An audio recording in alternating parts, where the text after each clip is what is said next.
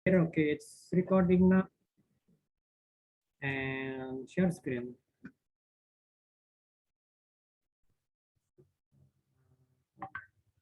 Ini sih. Sorry, nggak ada, Iwa. Oke. Sebentar. Ada yang masuk, sebentar. Itu semua.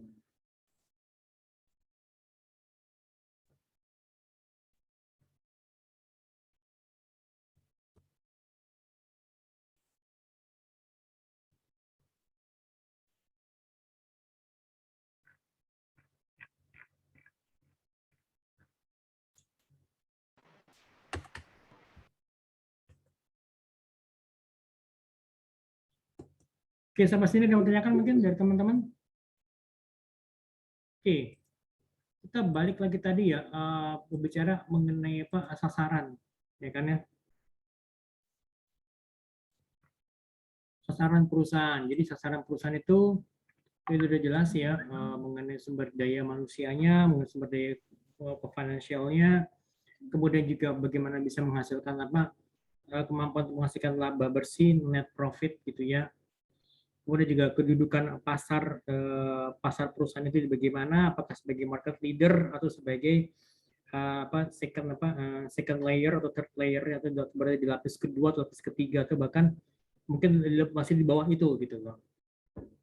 Ya kan, kemudian juga kita bicara mengenai sarana kerja yang mungkin ada yang perlu diperbaiki atau mungkin ada yang perlu diganti gitu ya. Dan misalnya karena usianya sudah lama gitu kan, mesin-mesin produksinya. Nah, seperti itu. Nah, kemudian juga kita akan bicara mengenai falsafah perusahaan. Jadi, falsafah perusahaan merupakan nilai-nilai yang ditanamkan dan dijadikan sebagai acuan, sebagai referensi dalam setiap gerak dan langkah perusahaan. Jadi, falsafah jadi merupakan jadi acuan sebagai referensinya, gitu kan? Sebagai referensinya. Apakah jadi bagaimana perusahaan bisa bergerak, bagaimana perusahaan bisa melangkah ke depan gitu kan ya. Kemudian orientasi falsafah perusahaan itu lebih kepada profesionalisme, bagaimana kita bisa bersikap profesional, kemudian juga bagaimana kita bisa bersikap memiliki integritas yang tinggi gitu kan ya. Kemudian juga bagaimana kita bersikap kepada pelanggan, ya kan, dan juga bagaimana kita bisa melakukan perbaikan-perbaikan yang sifatnya sustainable itu yang tetap gitu loh. Jadi tetap ada ada inovasi-inovasi gitu juga, ada juga inovasi yang tetap kita lakukan secara terus menerus gitu. Jadi tidak berhenti gitu loh. Apalagi dengan mengingat seperti yang kalian tahu sekarang ini kan ya, ada kondisi di luar kondisi saat ini yang pandemi, kemudian juga ya masih pandemi kan, masih pembatasan kegiatan dengan kegiatan masyarakat masih di level 2. Ya kita berharap sih ya, supaya jumlah penderitanya akan semakin menurun gitu kan ya. Tapi juga kan kita ngeliat juga ada ancaman lainnya, misalnya jenis virus-virus baru yang mungkin akan masuk ke Indonesia gitu kan, nanti yang sedang diperhatikan oleh pemerintah. Nah, okay. Nah, kemudian kita lihat apa sih sebenarnya kaitan visi, misi, tujuan tadi kan, kemudian juga sasaran, dan juga falsafah perusahaan. Jadi sebenarnya kesemua ini merupakan mata rantai yang saling mempunyai ketergantungan satu dengan yang lainnya gitu kan, dalam menjalankan tujuan perusahaan di masa yang akan datang. Jadi visi misi itu nggak akan ada gunanya tanpa adanya goals, tanpa adanya objektif yang jelas gitu kan ya. Ya walaupun misalnya perusahaan itu memiliki goals, memiliki objektif, dan juga memiliki falsafah, tapi kalau tidak ada visi dan misi yang jelas ya perusahaan ini ya berjalan ya tanpa adanya arah gitu kan ya. Mau kemana nih, mau bergerak di industri yang mana gitu kan ya. Gue nih mau menjadi nomor satu di bidang apa gitu kan, itu harus jelas semuanya kan. To become number one, to be number one di mana, yang sekedar nomor satu top, tapi misalnya tapi nggak punya kekuatan ya sama aja bohong gitu kan mimpinya. Gitu. Oke. Saya pasti ada ditanyakan mungkin teman-teman. Ini ya, oke, ini penjelasannya sudah selesai. Saya mau coba apa namanya? Saya mau coba menjelaskan untuk apa untuk ada beberapa poin sebagai berikut ini. Saya sudah ambil ini dari bukunya Peter Drucker tadi sudah jelaskan ya. Jadi saya ambil dari bukunya Peter Drucker. Kalau tadi kan di sesi pertama sudah jelaskan, sudah tunjukkan ini bukunya. Jadi Drucker Difference ini judulnya. Sebenarnya sih ada edisi bahasa Inggrisnya. Nanti kalau saya punya itu soft copy itu dalam bahasa Inggris. Nanti saya coba share ke kalian, ke teman-teman. Nanti saya upload di mana? Saya upload di My Best E-Learning. Kalian nanti bisa download dari situ. Oke, saya akan langsung kepada babnya ya, yang akan saya minta kalian untuk apa? Untuk buatkan apa namanya? Buatkan summary-nya.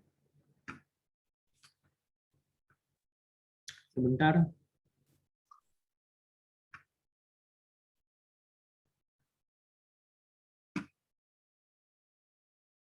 Here we go.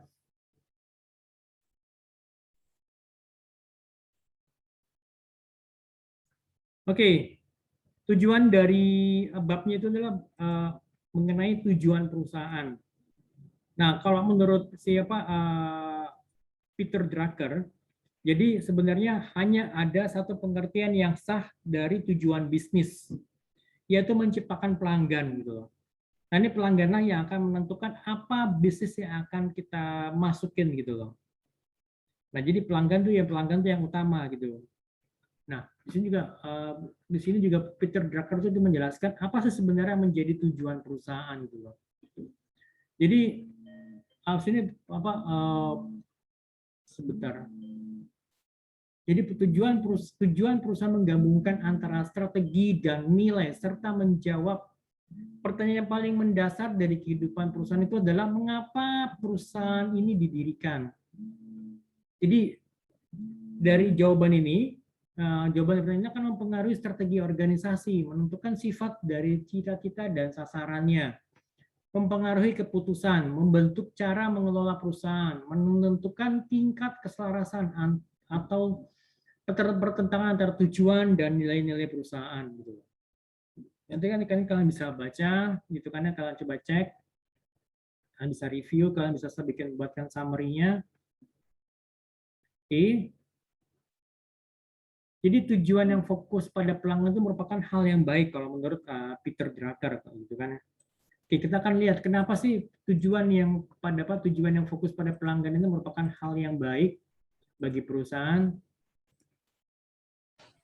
Jadi tujuan yang fokus pada pelanggan ini tidak hanya memenuhi bisa memenuhi kriteria seperti ini. Jadi misalnya lebih memusatkan perhatian dan pencapaian pada keunggulan bersaing gitu kan ya.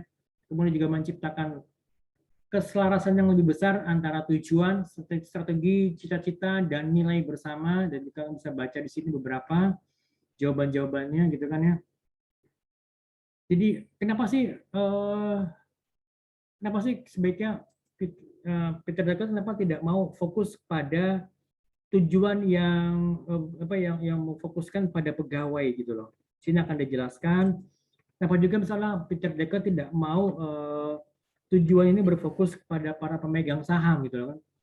Mungkin kalau kalian tahu pada di tahun 2002 itu pernah ada skandal Enron di Amerika ya, karena pada saat itu ya perusahaan itu berusaha untuk bisa menggelembungkan memanipulasi laporan keuangannya sehingga nanti nilai sahamnya akan menjadi lebih menggelembung lebih tinggi lagi gitu kan ya. Ternyata hal ini sempat ketahuan, itu menjadi masalah gitu kan.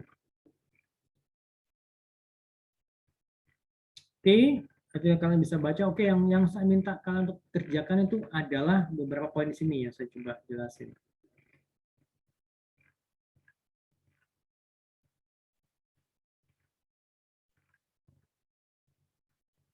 Oke, yang pertama itu adalah kalian membuat resume atau summary ya dari tulisan Peter Drucker yang di atas. Lalu yang kedua, apa yang menjadikan tujuan yang berfokus pada pelanggan ini sebagai hal yang sangat baik kalau menurut Peter Drucker gitu kan, tadi sudah coba jelaskan secara sekilas.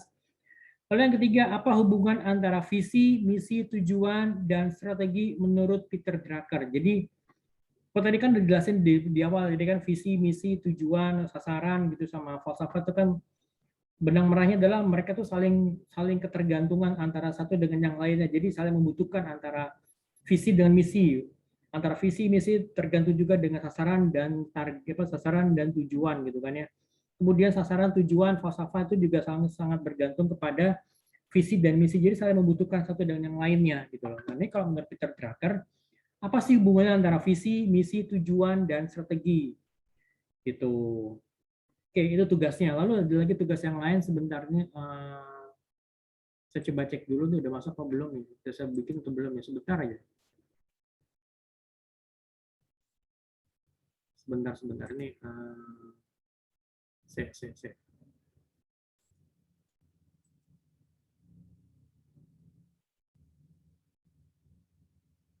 Itu hari kemarin.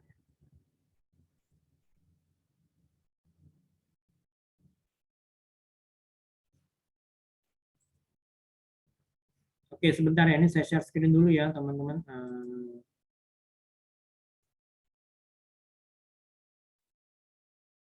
Oke, ini di layar kalian ini ya. Nanti saya di kelas yang lain juga saya memberikan tugas yang sama. Nanti saya jelaskan di mana. Saya tambahkan di My Best E-Learning. Tapi yang jelas kalian perhatikan dulu aja. Jadi yang pertama itu adalah saya minta kalian untuk menjelaskan beberapa pernyataan visi dan misi dari 3 perusahaan yang bergerak di bidang retail gitu kan ya. Kemudian juga bergerak di bidang telekomunikasi dan juga BUMN. Tapi ini BUMN yang termasuk dalam kategori industri strategis gitu loh. Jadi kalian saya minta kalian untuk menjelaskan apa sih visi dan misi dari perusahaan retail. Misalnya perusahaan retail itu adalah misalnya PT, misalnya Transmart. Kan jelaskan visinya apa, misinya apa gitu loh. Lalu kemudian yang kedua misalnya dari perusahaan yang bergerak di bidang industri telekomunikasi, misalnya apa nih, Telkom. Kan jelaskan visi dan misi Telkom apa, atau mungkin Indosat. Visi dan misinya apa sih kalau dari perusahaan PT Indosat ini gitu kan ya. Lalu atau mungkin dari Telkomsel, apa sih menjadi visi dan misinya Telkomsel gitu kan ya. Itu kalian jelaskan gitu loh. Lalu yang ketiga ini adalah perusahaan yang bergerak di bidang badan usaha milik negara yang masuk ke dalam kategori industri strategis gitu loh. Ya kan? Apa aja? Kira-kira ada yang tahu nggak? Nanti saya jelaskan ya apa itu badan usaha milik negara yang industri strategis atau sering disingkat dengan BUMNIS gitu ya. Lalu untuk soal yang kedua itu adalah kalian jelaskan juga untuk struktur organisasi untuk 3 perusahaan yang bergerak di bidang yang sama. Jadi misalkan tadi di nomor 1 kalian itu milik visi misinya untuk perusahaan retail adalah misalnya PT Transmart. Nanti di nomor 2 juga sama, kalian untuk struktur organisasi PT Transmart gitu loh. Kemudian dari di nomor 1 kalian milih misalnya PT-nya untuk visi misinya adalah untuk PT Telkomsel. Di nomor 2 juga sama, berarti struktur organisasi adalah struktur organisasi untuk Telkomsel gitu loh. Nah, gitu ya. Atau juga misalnya tadi yang untuk yang badan usaha milik negara yang masuk kategori industri strategis gitu ya. Ada yang tahu nggak kira-kira teman-teman apa aja sih yang badan usaha milik negara yang masuk ke dalam kategori industri strategis? Anyone? Ada yang tahu apa aja? Teman-teman? Strategis ya Pak? Ya, badan usaha milik negara industri strategis. Ada yang tahu nggak? Kalau kalian kemarin dengar berita sebentar. Pas kita Pak? Bukan. Kalau kemarin kalian tahu beberapa bulan yang lalu, jadi Pak Prabowo datang ke Korea Selatan untuk menghadiri launchingnya pesawat tempur KF dan IF. Dulu namanya KFX, IFX. Nah ini jadi itu kan. Nah, kira-kira menurut kalian itu siapa? Ya kalau di Indonesia ini siapa yang akan mendesain gitu loh? Atau N219 deh paling gampang. Siapa sih yang mendesain Untuk tempatnya Eyang Habibie dulu sama menjabat sebagai direktur sebelum menjadi wakil presiden. Kalau kalian pernah nonton filmnya Habibie dan Ainun, pasti kalian tahu kalau ini perusahaan adalah ini. Itu masuk pada kategori industri strategis. Ada yang tahu? Rafli? Nggak tahu, Pak. PT Dirgantara Indonesia, PT DI.